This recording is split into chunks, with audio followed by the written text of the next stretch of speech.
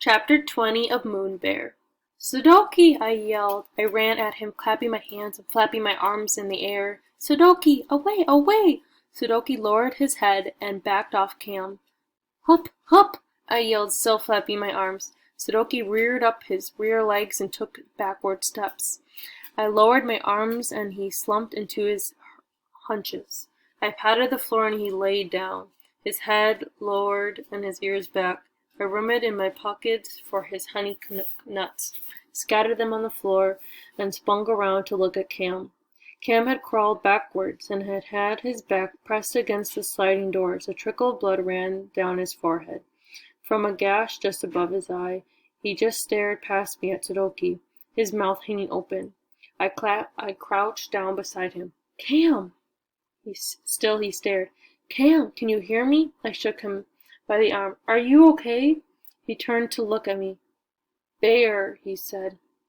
I'm sorry, Cam, I didn't hear you come in. Bear, he said. Your face. He's drawn blood. Cam touched the tip of his head and looked at the fresh blood on his fingers. His eyebrows rose a little in mid-surprise. Sudoki had moved a little closer.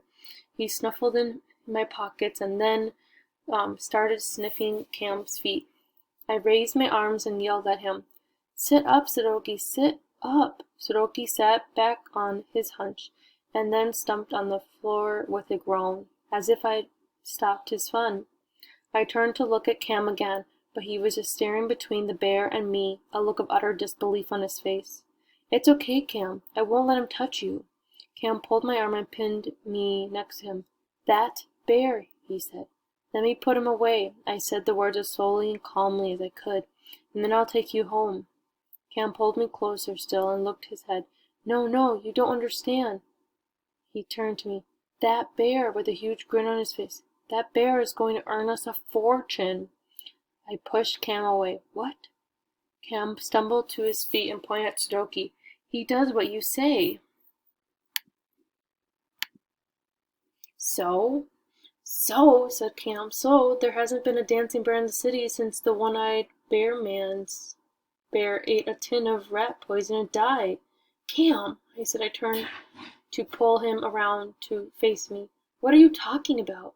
Cam clapped his hands in front of his eyes and laughed. Wake up, Tam. Listen, when I was little there was a man who used to sit outside the temple and museums and take his bear dance for tourists. They paid good money to watch and get their photos taken with the bear. I frowned. So you're saying we should take Sudoki into town and let people take photos with him? Cam slapped me on the back. Exactly.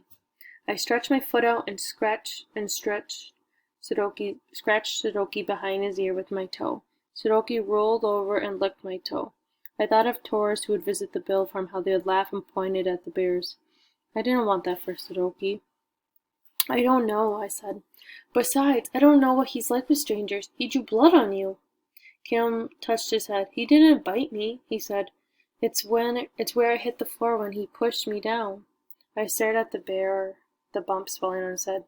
Anyhow, how would we get him into the center city? We can't jump on a tuk-tuk with a bear. Cam stood up and paced around Sudoki.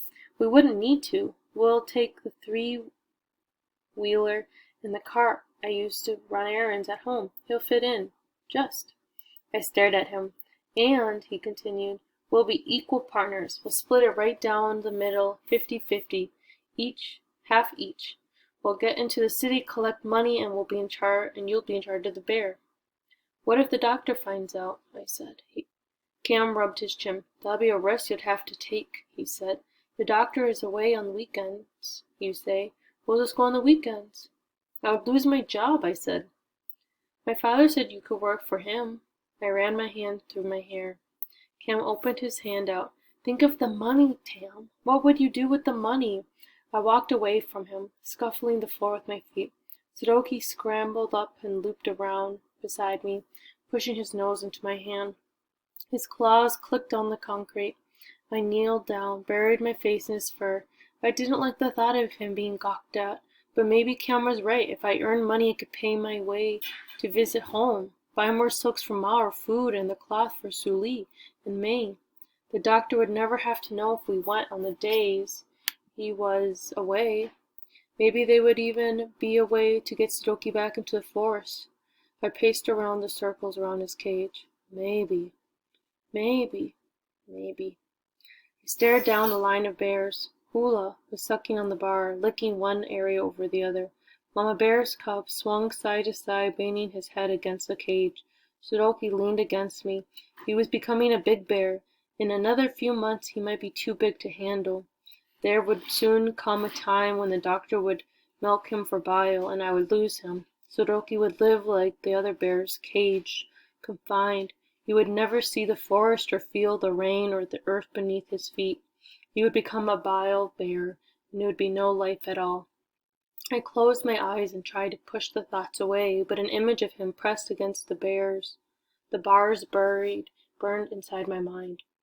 Maybe there was no other way. I walked back to Cam. He was standing with his arms crossed against his chest. "Well?" he said. I ran my hands across the fur of Sudoku's head. "Okay, Cam," I said. "When do we start?"